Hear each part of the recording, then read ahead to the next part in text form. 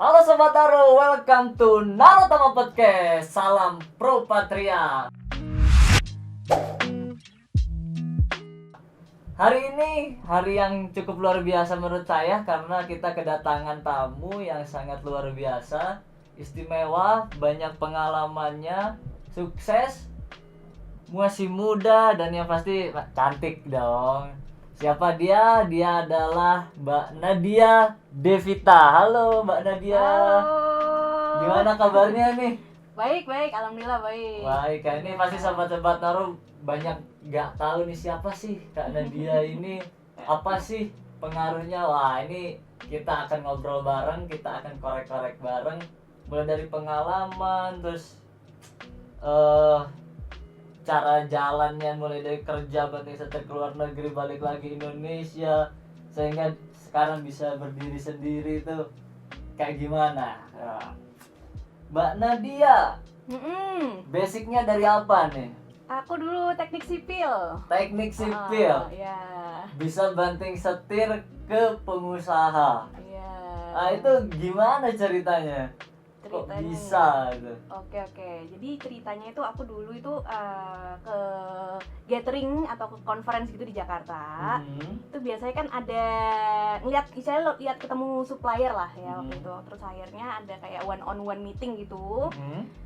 Sebenarnya aku nggak ekspektasi apapun sih, nggak ekspektasi ketemu investor apa-apa ya, karena memang basically pengen networking aja, kita kenalan, nambah temen segala macamnya. Nah dari situ ya udah aku tukeran business card, kartu nama. Akhirnya aku ketemu ada salah satu orang itu dari India. Terus kita ngobrol, oh Nadia kamu kerja di mana? Waktu itu aku masih kerja di JFA, itu kayak konstruksi oil and gas gitulah waktu itu. Nah terus akhirnya yang bersangkutan cocok. Oh kayaknya aku akhirnya Nat nanti mungkin besok aku telepon ya. Oh ya udah. Akhirnya ditelepon, ditawarin, Nat mau bisnis nggak? Aku dulu nggak ekspektasi bahwa aku akan berbisnis, karena memang aku namanya mau bisnis itu kan agak istilahnya itu kan pilihan ya, istilahnya pilihan yang memang pertama nggak stabil, terus karena kan kalau bisnis itu kan kita nggak digaji kan, gitu kan, tergantung investornya sebenarnya. Nah nggak digaji yang pertama itu, yang kedua aku nggak ada pengalaman, misalnya nggak ada pengalaman bisnis, cuman aku ditawarin berbisnis waktu itu. Nat kamu mau nggak jadi partnerku, kamu ngurusin bagian marketingnya sama business development. Basic itu kan aku teknik sipil kan. Aku bilang marketing, aku bilang aku jujur aja orangnya, aku bilang aku nggak ada basic marketing gitu. Terus dia bilang marketing tuh gampang Nat, kamu pasti bisa, apalagi kamu cewek, dia bilang gitu. Dan kamu ada basic di konstruksi, kita bisnis kontraktor bangunan. Awalnya. Aku dulu bisnis kontraktor bangunan tuh ngerjain kayak kaca bangunan lah, fasad namanya. Fasad. Kaca bangunan, kalau bangun apa namanya di gedung-gedung, itu kan ada kacanya. Kaca-kaca isi gedung itu namanya fasad. Nih kayak hias apa namanya? Kaca yang tebal-tebal. Itu namanya fasad. Nah, yang itu kamu mau nggak jadi partnerku di Indonesia? Dia ada bisnis di Thailand sama di India. Nah, aku ditawarin kita buka di Indonesia gitu. Nggak apa-apa sih, cuma aku nggak ada pengalaman loh. Aku ngomong jujur aja, kalau aku nggak ada pengalaman, kalau misalnya aku nggak pede, aku nggak ada basic marketing, itu nggak apa-apa, aku ajarin. Nah dia bilang gitu. Akhirnya kamu paling nanti 5 kali atau 10 kali kamu bisa jalan sendiri. Akhirnya ya udah, dia sering ke Jakarta, dari India Jakarta. Terus akhirnya kita ketemu developer, karena kan kalau kontraktor itu kan kliennya developer ya, kayak saya Pakuwon, kayak misalnya Sinarmas segala macam. Akhirnya kita janjian sama bagian di sana, bagian manajernya. Oke, biasanya meeting gitu lah, kita nawarin produk lah, presentasi lah ya. Aku pertama itu nggak pede karena memang aku bukan orang marketing gitu kan. Akhirnya yaudah, istilahnya lihat dia cara ngomongnya segala macam, 5 kali 10 kali, karena aku bisa jalan sendiri. Akhirnya dia bilang, oke Nat, aku paling sebulan sekali ke Jakarta. Ya udah, akhirnya kita bikin bisnis bareng. Kita bikin company segala macam. Ya aku jalan sendiri juga. Ya dari situ sih ya awalnya pasti kalau di bisnis itu apa namanya pasti ada ya namanya pelajaran lah ya, lesson lah ya. Pelajaran bahwa ya ada yang dulu istilahnya, ada juga kita kalau kita kan bisnis tuh kan berharap langsung goal atau Goal. deal gitu kan. Boom lah ya. Sedangkan itu di bisnis itu nggak semudah itu sebenarnya, itu yang aku pelajarin sih. Jadi intinya aku jadi pengusaha itu sebenarnya bukan kemauanku sendiri, cuman keadaan yang tuh milih aku, karena aku ketemu investor di acara gathering yang mana aku nggak berekspektasi bahwa itu dia tuh jadi investorku waktu itu. Jadi kayak let it flow aja. Iya, let it gitu. flow, aku nggak ngarep waktu itu soalnya. Tapi dia mau invest ya udah gitu. Ya udah kita Iya, terima-terima mau aja. dikasih modal, Iya, di gila aja orang ya kan. ya gitu sih kurang lebih ya. Tapi sebelumnya ketika kenal itu emang ada referensi dari teman lain atau ya tiba-tiba di situ aja gitu? Tiba-tiba Tiba-tiba aja. kayak misalnya kita ngobrol nih ya. Mhm. Misalnya kita ngobrol nih, terus kita kayak cocok nih, Nat, bikin project bareng yuk, kayak kerja sama. Istilahnya kayak yang ngobrol gini, karena misalnya kita ngobrol waktu itu ngobrol 2 jaman lebih sih.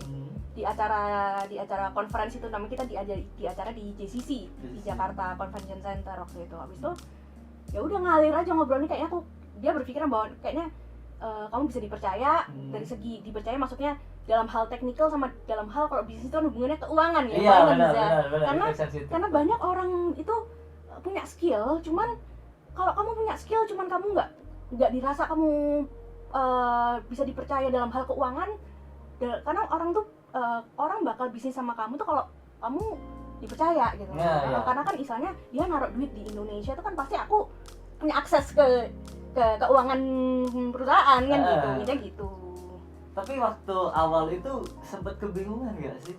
Untuk yang bisnis pertamanya yang tadi, yang apa fasad itu tadi? Awalnya sih iya nggak awalnya agak nggak pede ya. Misalnya aku karena memang pertama nggak pedenya adalah aku dulu engineer, aku punya pengalaman 3,5 tahunan di kerja di perusahaan. Pertama itu di konstruksi sebagai estimator, terus aku pindah kerjaan di konsultan, itu civil engineer, teknik sipil. Terus yang ketiga itu aku di JFE, itu proposal manager, ngerjain tender lah kayak gitu. Istilahnya kebanyakan di belakang layar. Aku dulu berpikiran bahwa marketing tuh apa sih, anak marketing nih modal tampang doang, aku pikir modal ngomong doang ya. Ya pasti kan kita mikirnya kayak gitu ya. Ternyata terus aku jadi marketing, dan marketing tuh nggak gampang gitu. Aku dulu mikir gitu, kalau cowok pasti jago ngomong doang, kalau cewek pasti modal tampang. Terus aku akhirnya jadi anak marketing, ternyata wow nggak gampang. Gampang. Istilahnya aku pertama ya agak nervous ya, istilahnya apalagi ketemu klien, ada juga kadang ketemu manajernya, kadang ketemu direkturnya, berarti kan aku harus kelihatan presentable, harus kelihatan pede dong kalau mau jualan barang gitu. Gitu intinya sih awalnya dia nervous, cuma lama-lama karena memang sering meeting, udah kebiasaan gitu. Terus dapat database itu memang dari kerjaan sebelumnya ya, karena sebelumnya juga dari kontraktor juga kan. Database ada yang memang kita punya, ada yang memang develop sendiri. Jadi memang kalau sering main di LinkedIn itu biasanya kita ketahuan nih Pak ini kerja di, katakan di Sinarmas, jabatannya ini. Nah itu emang harus yang memang say hi satu-satu, building, istilahnya building. Sekarang kan udah ada, sekarang kan banyak software juga ya. Kalau dulu tahun 2015an kan nggak ada, memang harus manual satu-satu, ngontakin satu-satu. Pak, aku mau saya Nadia dari FIC Group, berkehendak untuk mengajak untuk meeting, boleh minta waktunya Pak, atau mungkin email atau nomor handphonenya, nanti saya email untuk materinya. Intinya sih kayak saya gitu sih, memang ya satu-satu manual dulu, akhirnya bikin database, ya udah di meetingin satu-satu, tergantung ikutin, karena kan mereka kan klien ya, jadi aku yang istilahnya nyesuaiin jadwal mereka gitu sih. Jadi ngechatin one by one itu setiap hari, cari orang buat cari prospek lah ya, prospekan proyek lah waktu itu. Wow, dan itu dari, kalau misalkan kita buat perbandingan ya, dari 100 orang lah, anggap 100 orang yang di chat, di japri lewat link atau apapun, sosmed apapun, berapa persen yang biasanya mau menerima, oke boleh silakan presentasi misalkan gitu? Biasanya kalau persentase aku bisa bilang, biasanya dari 100 biasanya 30%. 30%? 30%, cuman kalau yang namanya deal itu pasti 1-3%. 1-3%, ya, 1-3 orang lah ya. Kadang istilahnya kadang orang marketing tuh kita ditolak itu kan kayak gimana tuh, paling nggak boleh. Kalau paling nggak orang boleh. sales, orang marketing di reject tuh harus ya udah nanti Lapang dada ya. harus gitu, pokoknya harus. Aku dulu berpikiran bahwa namanya awal-awal di marketing ya waktu itu ya, 1 tahun pertama, dan aku waktu itu nggak punya pengalaman marketing, memang learning by doing sebenarnya ya, learning by practice. 1 tahun pertama aku pasti ada yang di reject lah ya, oh maaf Nadia saya sibuk segala macam. Kan padahal meskipun business cardku kan chief marketing officer, meskipun gitu kan mereka juga namanya klien udah perusahaan besar gitu kan, pasti maaf Nat saya sibuk kan kayak semacam. Awalnya sih aku di setahun pertama tuh kayak gitu ya. kok ditolak sih gue sih kan gitu ya. Kok ditolak sih, tapi lama-lama sekarang aku udah 5 tahunan bisnis, ternyata ya itu marketing tuh harus berani di reject tuh biasa ya. Dan juga yang aku lihat bahwa orang tuh semakin sukses orang pasti mereka punya prioritas sendiri-sendiri masing-masing, yang mana aku nggak kadang ada sih temanku bilang, Nat ini si ini nggak mau ketemu, emangnya dia siapa, sombong banget misalnya kayak gitu. Tapi sekali lagi orang sukses, apalagi yang misalnya udah sukses banget, itu memang itu masalah prioritas gitu. Misalnya bukan berarti mereka sombong nggak mau ketemu, memang waktu untuk dia memprioritaskan waktu yang menurut mereka itu penting dulu yang mana gitu. Saya bukan berarti mereka nggak mau ketemu apa-apa, memang karena memang mereka sibuk gitu. Jadi dia gitu. Apalagi kalau orang-orang yang udah punya jabatan di satu perusahaan ya kan, bener-bener kayak wasting time itu bener-bener dihapus banget ya kan. Benar. Itu pesannya ya untuk sobat-sobat Naru. Jadi kalau kalian ini kan banyak-banyak juga dari teman-teman Narutama ini, mereka kuliah sambil bekerja juga banyak. Apalagi teman-teman saya sendiri banyak yang juga marketing, baru nyemplung lah. Kita baru nyemplung. Ya dengan tips dari Mbak Nadia, harus sabar. Jadi biasa dengan penolakan itu benar-benar harus itu aware lah ya dengan hal-hal seperti itu ya. Terus berapa lama itu di fase itu? Aku dari di fase tuh 2015 sampai 2018an sih sebenarnya. 3 tahunan. 3 tahun. Sebenarnya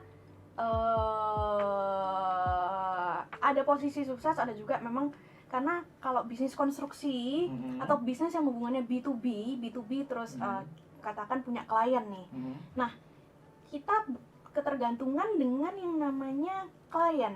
Klien maksudnya adalah payment dari developer atau klien. Nah, kalau misalnya kliennya bagus, dia pasti akan paymentnya bagus. Ada juga klien yang memang nggak bagus juga ada. Kita nyebutnya paymaster, ini nggak paymaster nih.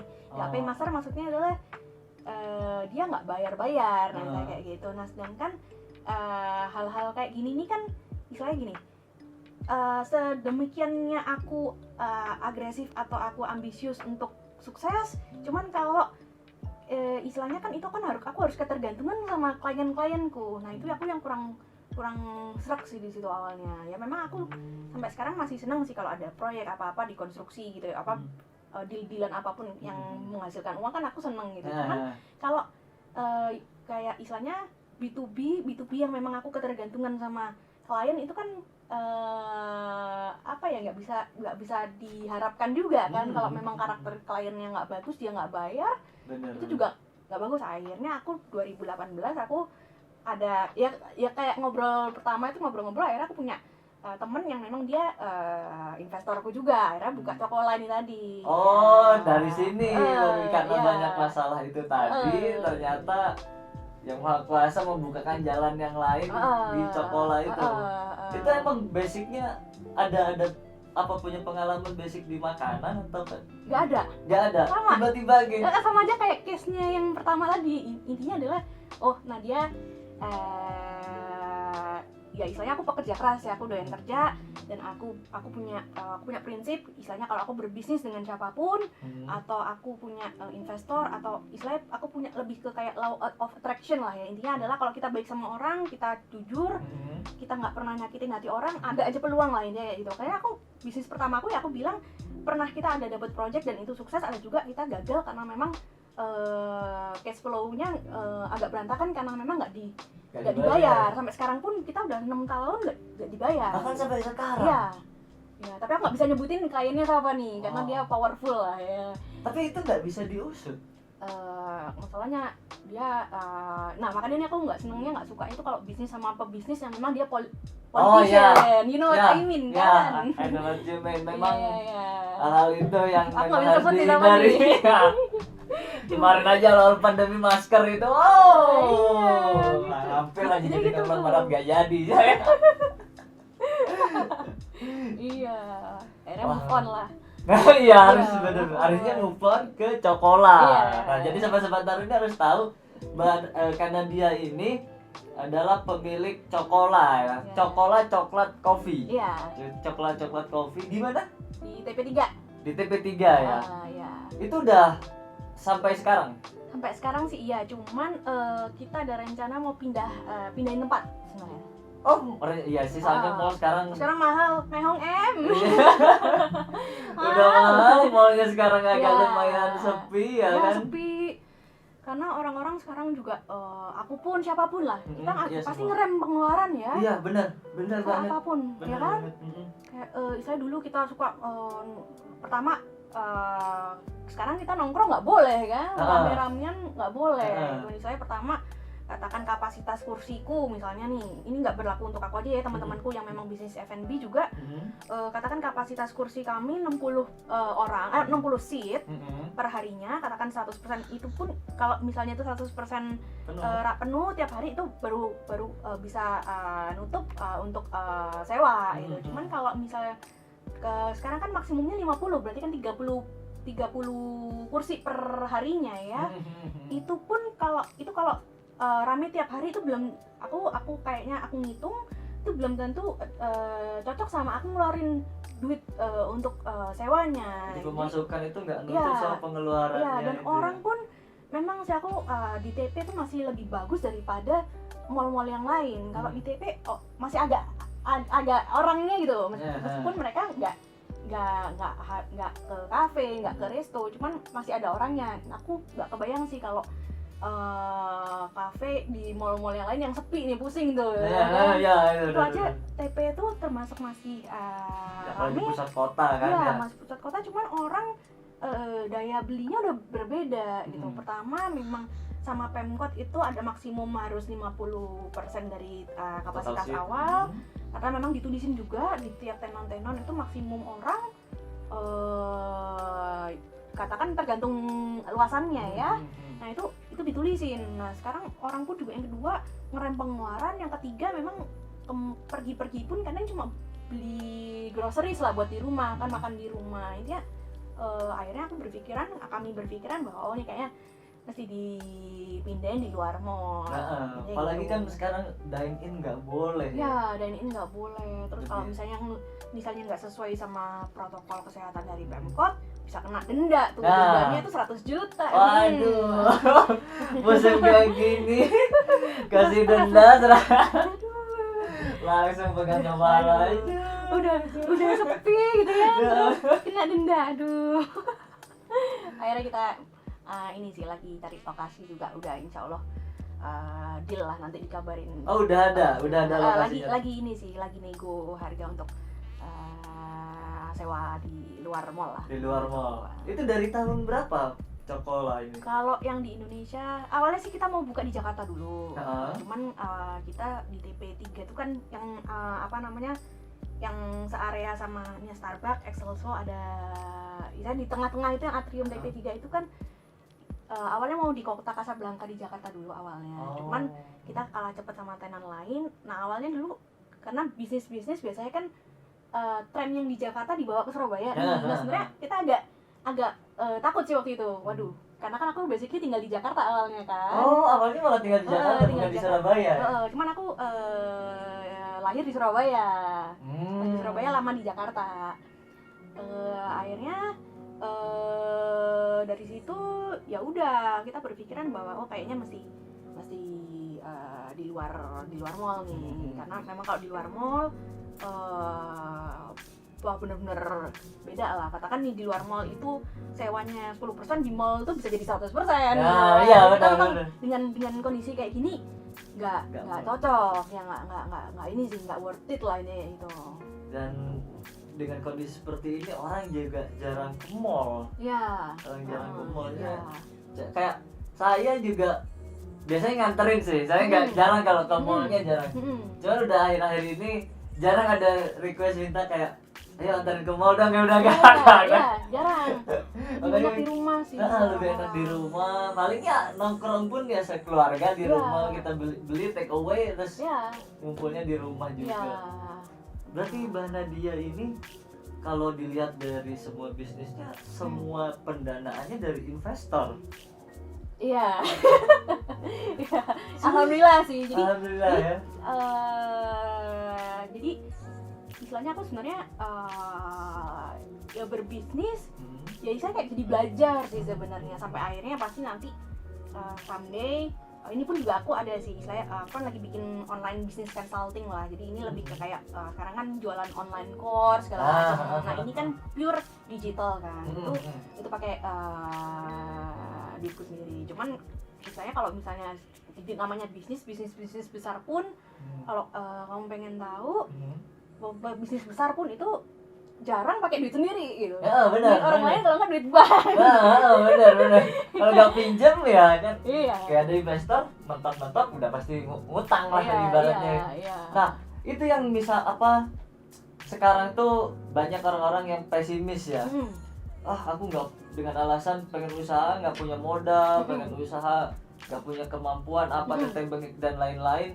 Padahal dengan sebenarnya kita tidak punya modal pun, tidak punya dana pun, kalau misalkan kita memang dilihat memiliki kemampuan dalam bidang tertentu, kita bisa mengundang investor untuk masuk, kita tarik ke bisnis kita, kayak Kak Nadia itu tadi. Nah, waktu Kak Nadia nemuin investor kan random banget kan. Itu gimana? Emang Kak Nadia udah memang bawa konsep ketika ngobrol, misalkan aku punya konsep gini gimana sih kira-kira pendanaannya sekian atau kayak gimana? Sebenarnya kayak yang kita kalau di bisnis namanya pitching ya, bisnis pitching ya. Biasanya normalnya atau generalnya memang harus bawa bisnis plan. Istilahnya itu normal lah. Katakan punya startup atau punya bisnis, itu biasanya harus bikin bisnis plan. Nah itu nanti paling penting adalah kita harus lihat problemnya apa sih, istilahnya katakan kita tinggal di Surabaya, punya problem apa nih misalnya. Dulu kan sih kalau Gojek itu kan sukses karena dia melihat peluang bahwa orang zaman sekarang ini semakin modern semakin males ya kan gitu ya. Pengennya dilayanin dulu kan gitu ya. Ini aja kesini kan tadi aku naik gokar, enak lah ya, tinggal duduk segala macam. Dulu mesti nyetir sendiri gitu kan. Nah intinya sih di situ kalau mau bikin business plan mesti problemnya apa, solusinya apa, timnya apa, modalnya berapa, kira-kira balik modalnya kapan. Ini memang harus bikin kayak gitu memang ya. Cuman alhamdulillah sih memang 2 bisnisku yang kemarin memang ya dari ngobrol, nggak tahu sih. Ngobrol ya. Cuman aku percaya bahwa kalau kita pekerja keras, terus kita pede, terus kita punya skill, intinya istilahnya kita bisa dipercaya lah, karakternya bagus, ya ada aja jalan sih gitu kan. Kadang banyak teman-teman nanya, Mbak gimana ya misalnya buat yakinin kalau memang aku pengen bisnis, cuman aku takut gitu ya. Aku bilang bisnis nggak boleh takut gitu. Emang sih kalau misalnya bisnis pakai duit sendiri itu pasti takut. Benar. Cuman yang kemarin memang case-nya adalah aku ya memang generalnya pakai bisnis plan. Cuman aku kemarin enggak gitu, ngobrol aja karena kan pasti investorku baca karakterku ya, ini anak kayaknya pekerja keras nih gitu, komunikasinya bagus nih atau apa itu, mereka kan punya kriteria sendiri untuk nilai aku. Benar. Alhamdulillah sih kemarin nggak pernah pakai bisnis plan. Jadi cuma dia ngalir aja ya. Ngalir aja. Kayak misalnya aku kasih input nih, gini kayaknya bagus diginiin deh gitu. Misalnya dia punya bisnis terus aku mesti dia cari partner misalnya kayak gitu ya, intinya harus kelihatan pede, punya skill. Memang harus punya skill ya terutama skill ya. Dan juga investor tuh pasti ngeliat karakter. So gimana pinternya kamu kalau kamu kelihatan kelihatan nggak bisa dipercaya tuh. Misalnya nggak dipercaya bukan dari hal skill, dari hal ini anak kalau misalnya someday aku kasih kepercayaan untuk manage duit, hubungannya dengan pasti dengan duit itu. Pasti duit ya kalau duit. bisnis. Karena bisnis itu, papaku pernah berbisnis, partner-partnerku, teman-temanku juga memang berbisnis. Bisnis itu nggak gampang. Nggak gampangnya itu adalah oke lah, ada rata-rata mengenai modal dan teknikal gitu. Cuman paling penting adalah kepercayaan. Karena banyak banget kenapa partnerku yang pertama yang di Fasad itu akhirnya bisnis sama aku, karena dia sempet di cheat sama partner sebelumnya.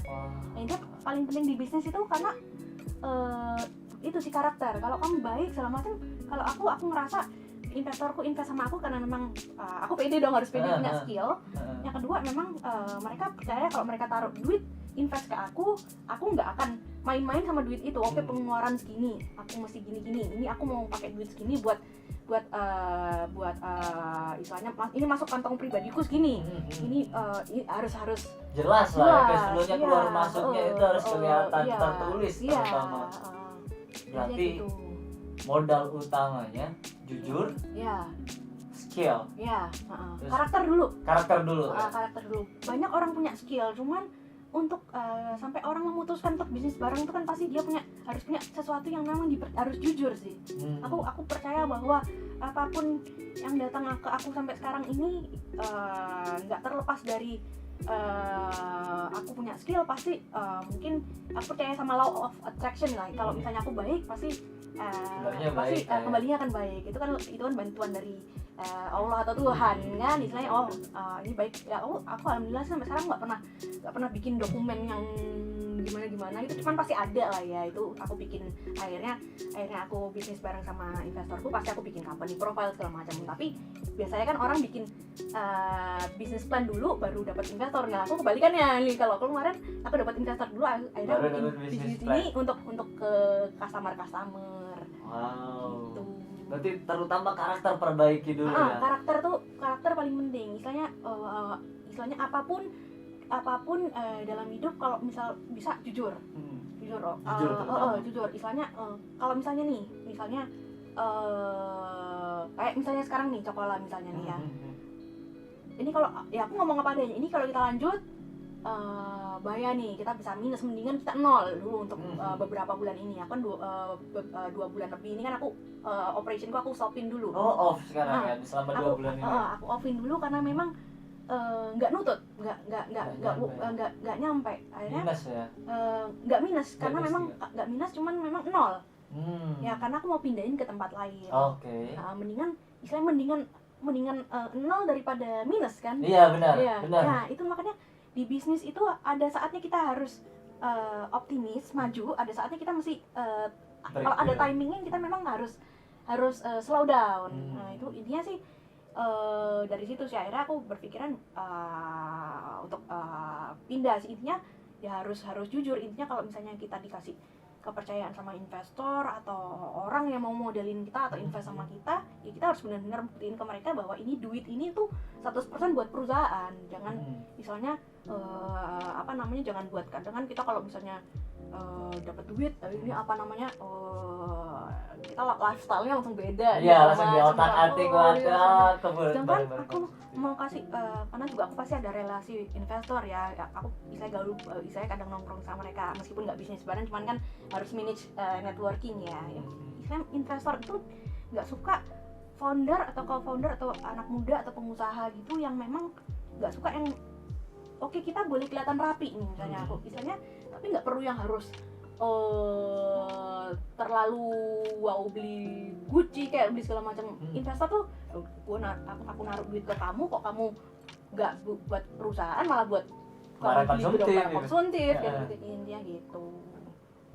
Makanya kenapa di Jepang itu banyak sekolah-sekolah yang terutama ke SD ya, itu kan yang dikasih ajarannya itu pendidikan karakternya, bukan gimana cara baca gimana, tapi gimana mereka menghargai satu sama lain, terus kayak antri budaya. Makanya banyak nggak cuman kita aja yang pengguna teknologi Jepang. Kalau kita ngelihat ke Jepang sebagai contoh karakter yang paling kuat ya, karakternya kan Jepang kuat banget tuh.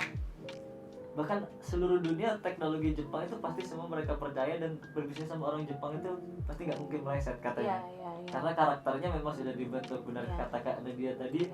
Kalau misalkan sobat-sobat Naro mau menarik investor atau menumbuhkan kepercayaan, terutama itu karakter gitu, kejujuran, baru skill itu menyusul. Bisa learning by doing ya. Skill itu kan tergantung, misalnya nih sekarang kan banyak kan work from home lah ya, katakan teman-teman ada yang di PHK segala macam, ya udah bisa berarti kan di rumah, selama kita punya internet, selama kita punya handphone, selama kita punya laptop, ya udah belajar. Istilahnya dengan kita kondisi kayak COVID sekarang harus di rumah, ya saya aku dulu itu orangnya nggak pede ngomong ya kayak kita segala macam, aku kayak grogi nih kan, dulu kan aku anak engineer yang mana depanku itu komputer kan. Iya, serius? Sekarang aku juga kadang disuruh pembicara di acara, kemarin tuh aku diajak webinar untuk sekolah universitas di India segala macam, webinar ngisi segala macam.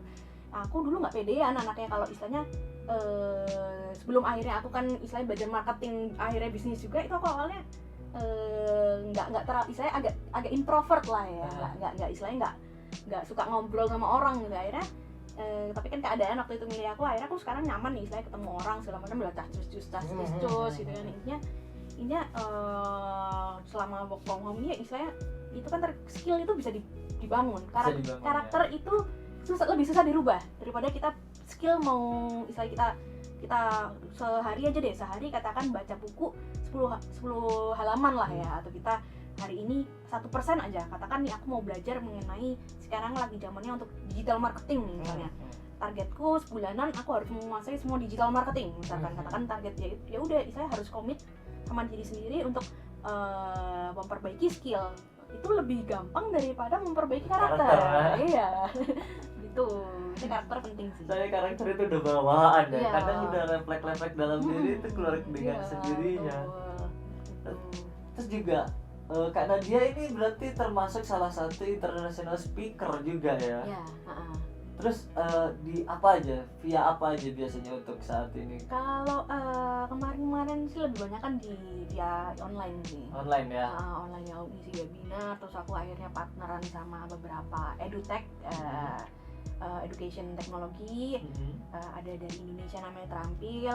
Aku juga lagi diajak sama ada satu lagi, ini lagi proses, sama satunya dari Singapura namanya Spanless Academy. Jadi lebih kebanyakan ke online sih. Itu lebih ke apa? Lebih ke coaching atau ke consulting gitu? Lebih itu kalau mereka ini aku lebih ke nanti itu webinar, terus ada coaching call-nya lah. Ada coaching call-nya ya? Jadi sekarang sih memang bisnis model apapun mesti dirubah sih. Istilahnya kayak misalnya nih bisnis yang memang 100% online aja nih, katakan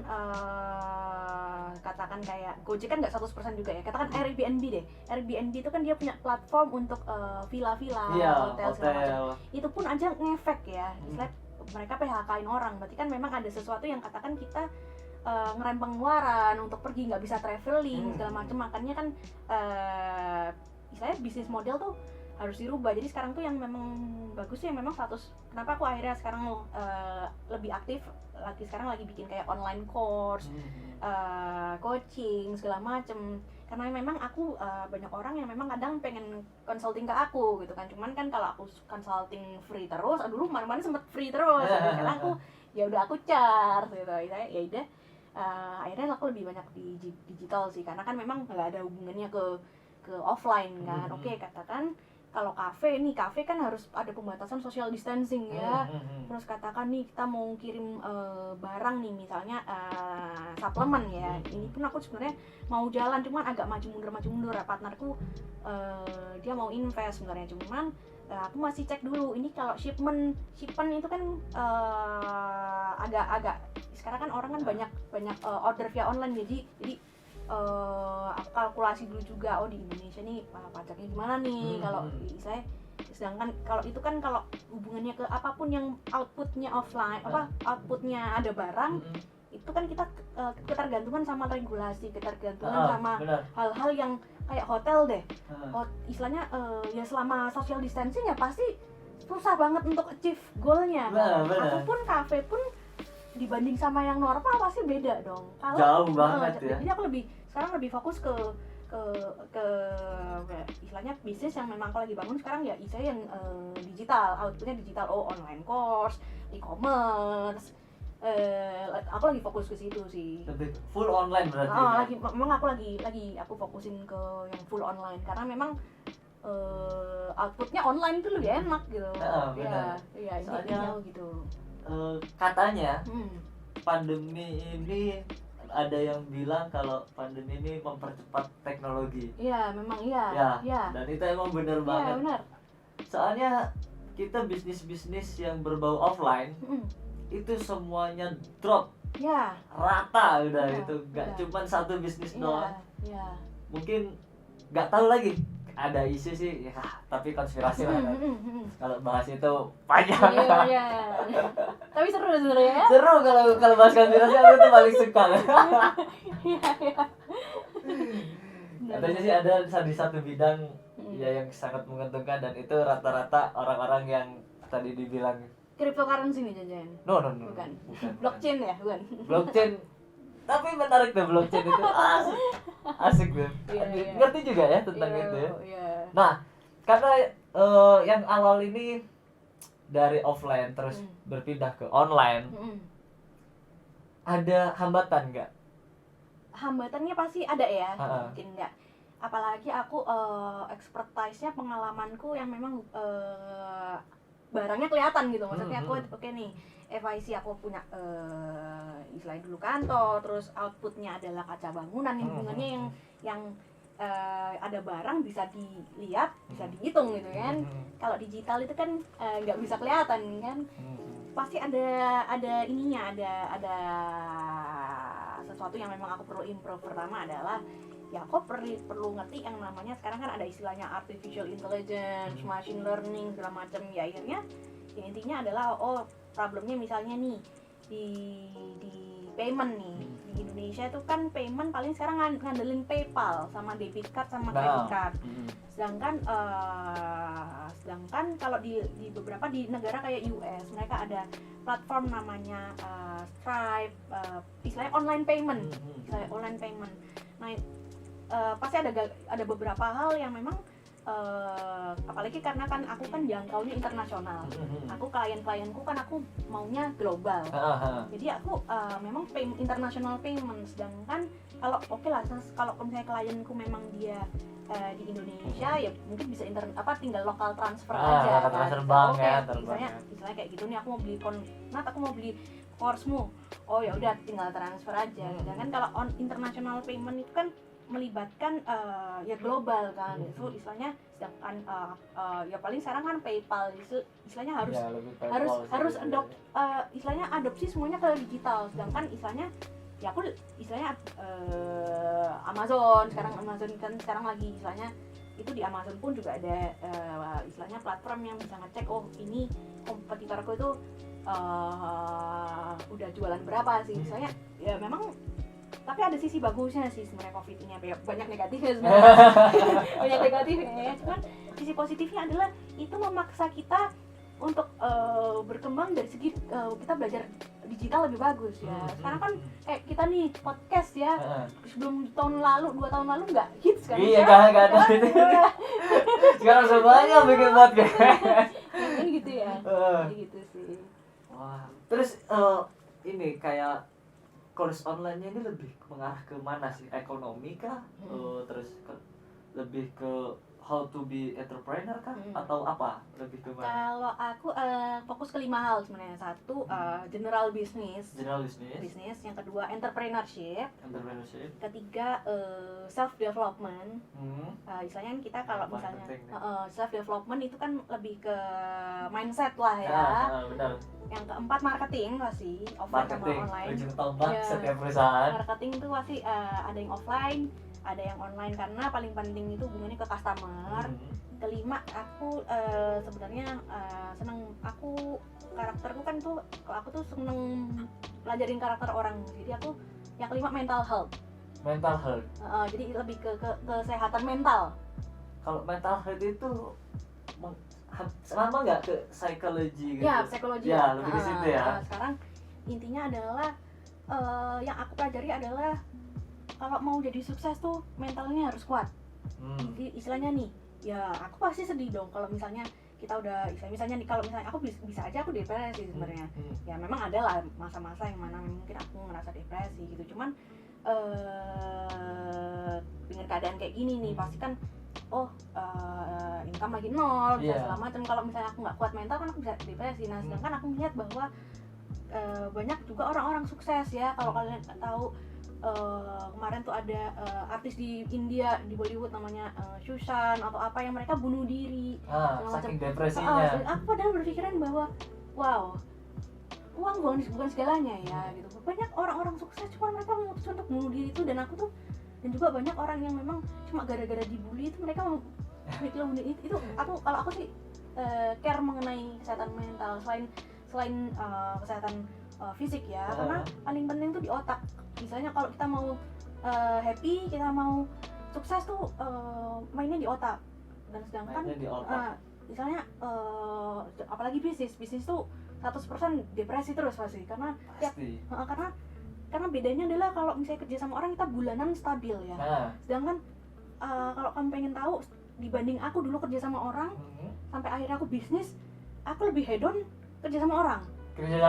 Pasti aku digaji, ya udah aku pastilah ya, ngebar lah pakai sama bisnis nggak perhitungan. Aku pasti, waduh ini kalau misalnya aku pakai duit segini nanti aku operasionalku terganggu nih.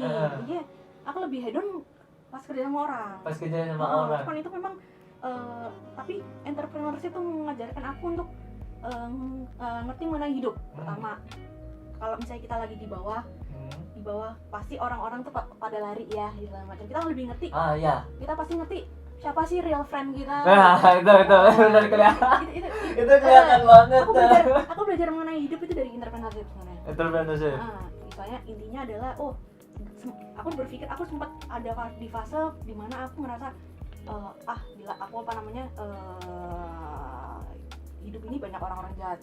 Aku dulu sempat fase itu, cuman akhirnya aku belajar entrepreneurship lagi, ternyata banyak juga orang baik loh gitu. Jadi saya orang baik pun itu juga banyak, cuman kita harus tahu istilahnya adalah apalagi soalnya aku punya teman juga, dia investor, cuman dia agak gak aware gitu, dia berpikiran bahwa istilahnya kalau aku baik sama orang, aku invest segala macam tanpa dokumen, kebaikan akan datang lagi. Aku bilang, wah ini salah, ini salah, bisnis is bisnis. Benar. Nggak ada yang namanya istilahnya kadang kalau kalian lihat di selebriti segala macam ada istilahnya kemarin dulu kayak beberapa bisnis misalnya, saya kan kadang antar teman tuh bisa berantem juga cuma gara-gara uang kan. Benar. Nah intinya sih aku harus belajar bahwa teman bisnis. Ya, kalau tapi harus tegas. Makanya aku intinya adalah aku belajar banyak dari entrepreneurship mengenai kehidupan ya. Lebih banyak di entrepreneurship ya gitu. Luar biasa. Kalau misalkan kiblatnya bisnis dari Kak Nadia ini siapa sih kalau boleh tahu? Kalau aku suka Gary Vaynerchuk, tahu ya. Dia itu ini Gary Vaynerchuk. Itu dia marketer bagus banget. Terus saya nggak tahu sih benar. Iya itu. Kalau aku kalau artis nih aku suka sebenarnya, kalau ini kan entertainment ya. Kalau real business aku paling suka Gary Vaynerchuk. Terus ada juga namanya Jay Shetty, kalau pernah tahu. Jay Shetty itu yang motivator bukan? Motivator ya. Kalau aku sih emang lebih seneng orang untuk sukses sendiri tuh banyak. Tapi kalau aku pengen tuh, kalau someday aku benar-benar yang sukses banget, aku pengen saya lebih ke social impact gitu istilahnya. Kita giring orang sukses bareng. Kalau orang sukses sendiri tuh banyak gitu sebenarnya istilahnya.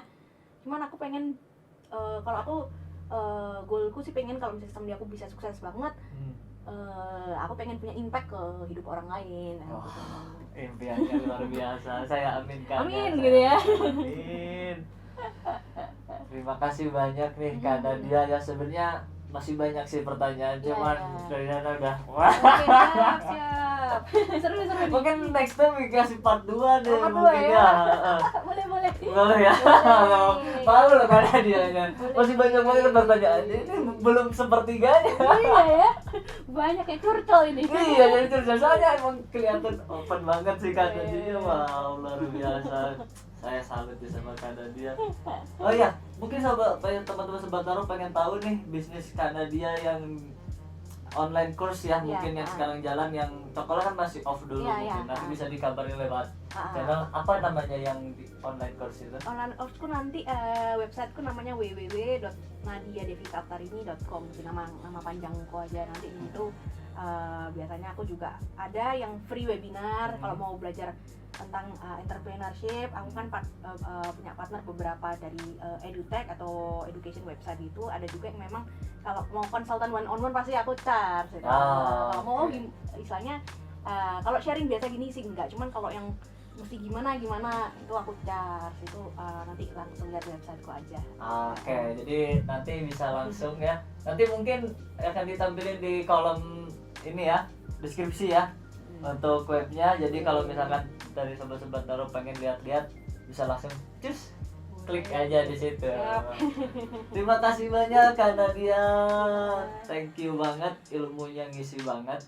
Jadi intinya kalau kalian mau pengen berbisnis, itu pertama karakter ya. Benar ya Kak Nadia, karakter diperbaiki mulai sekarang mumpung masih muda.